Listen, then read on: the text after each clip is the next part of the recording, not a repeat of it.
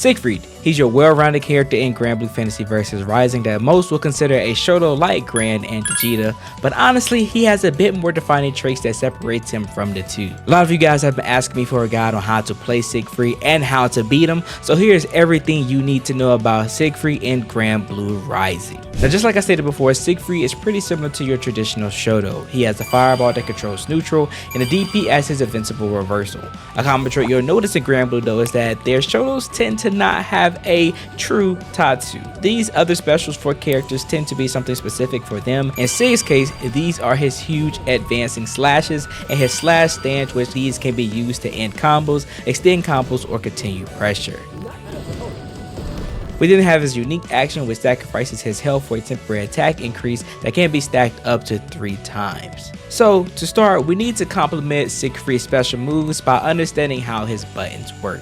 The main buttons you want to focus on when using Sig are his dash lights, his far medium, his crouch medium, his far heavy, and his crouch heavy. If you guys are wondering what I mean by far and close or any of that nature, in Granblue Fantasy Versus there are proximity normals, so when you are close to your opponent, your button will be different from how you are if you're far away from your opponent. So Dash Light. Dash Light is your universal button that allows every character in the game to get pressure started. This is very strong right now, so whenever you get the chance, run at your opponent like a madman to hit that light button. Because it's so strong though, it's pretty noticeable when somebody is going for it, so to stop Dash Lights, be sure to use far reaching normals, spot dodge,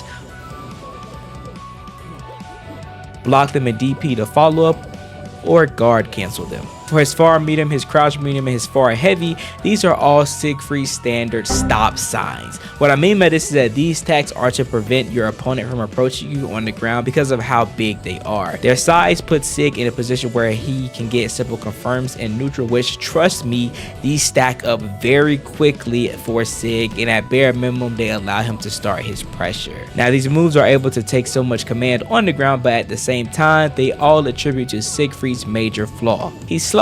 This means that Sig is pretty susceptible to being whiff punished if his buttons are not properly spaced, and they leave him open to being jumped in on. But what if I tell you that Siegfried players can take control of their situation and use it as a trap card? Meet 2H.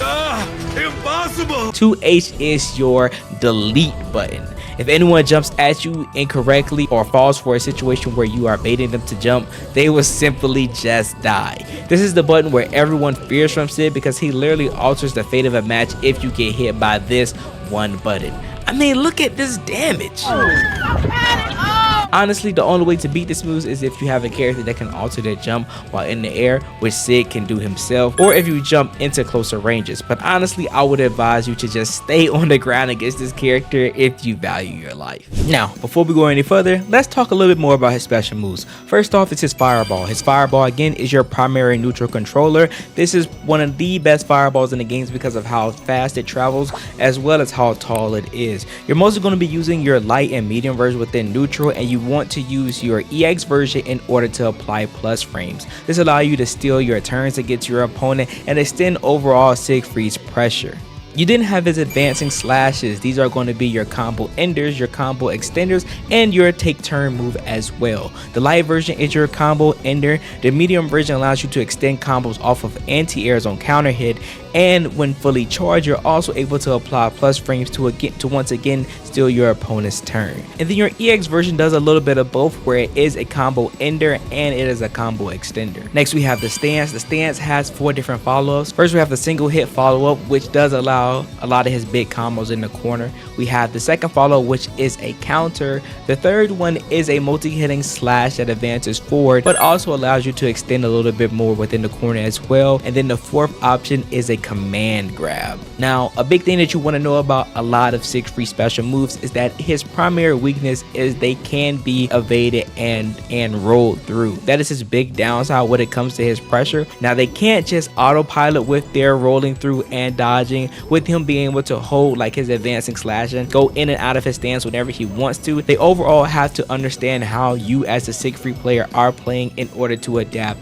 and respond with certain answers. Now the name of Sieg's overall game is damage. His overall toolkit allows him to fight anyone in the cast, and what makes him a nightmare to deal with is that you can never count him out. His damage stacks allow him to turn basic 20% combos into now 40% chunks. Now imagine this with his optimal combos. You literally just die from getting touched by this character, which is why you can never count him out. No matter if he has bad matchups, good matchups, and even if Siegfried is on a pixel of health, if he has the ability to stock up and get a hit, he automatically gets the pro tag plot armor and it becomes a big threat on the screen even when he has very little health. I didn't even mention his unique skills yet. We have his time star fireball that punishes any attack on screen. We have an unblockable sword slash that deletes 20% on its own and leads to full combo on counter hit. A bigger DP that can be made safe at tip ranges, and his stand slash that now corner carries anywhere on screen.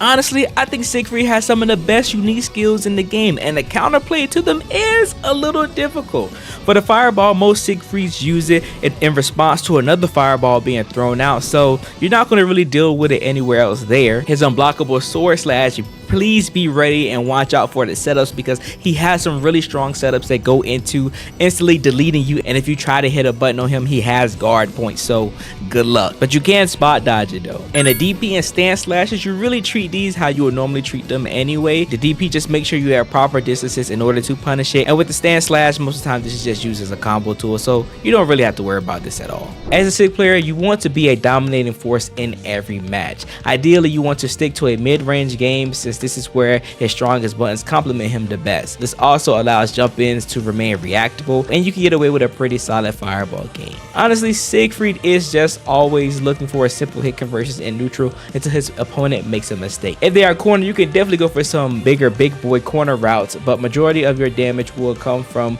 those simple conversions, anti-airs, and frame traps. Add all of that with his damage stocks, and it can easily turn into a 3 and sometimes 2 touch game with Siegfried in an instant. If you're fighting Sieg, the best advice I can give you, make him uncomfortable. Remain close so he can't use his big buttons like far medium and far heavy. Play the long range and outzone him if your character can, to force him to come to you. Remain grounded so you don't lose 80% of your life. This number is not an exaggeration, by the way, and be mindful of his stock usage. Honestly, your goal is to try avoiding getting hit as much as possible by Siegfried, especially when he has his stock buff up, because his damage is just unsurmountable, and it just honestly makes no sense that he hits this hard. But this is my guy and I love him. Anyways, that is Siegfried in a nutshell. I think the only thing I really haven't touched on are his supers. 2 of them are great combo enders, and his first Skybound art is even a strong anti-air option since they are unblockable. His second Skybound art is an install, but I hardly ever use it or even see any other Siegfried players use it. We haven't seen really any use cases for it yet either, so honestly I wouldn't worry about this too much, but if we do find something good, I'll definitely be able to mention it in a future video, in a short or something of that nature. But that is Siegfried. I hope you guys enjoyed this video, and I hope this guide is helpful for you guys to progress and learn how to fight Siegfried. If you want to see more videos from me, remember to leave a like, subscribe to the channel, and I will see you guys in the next one.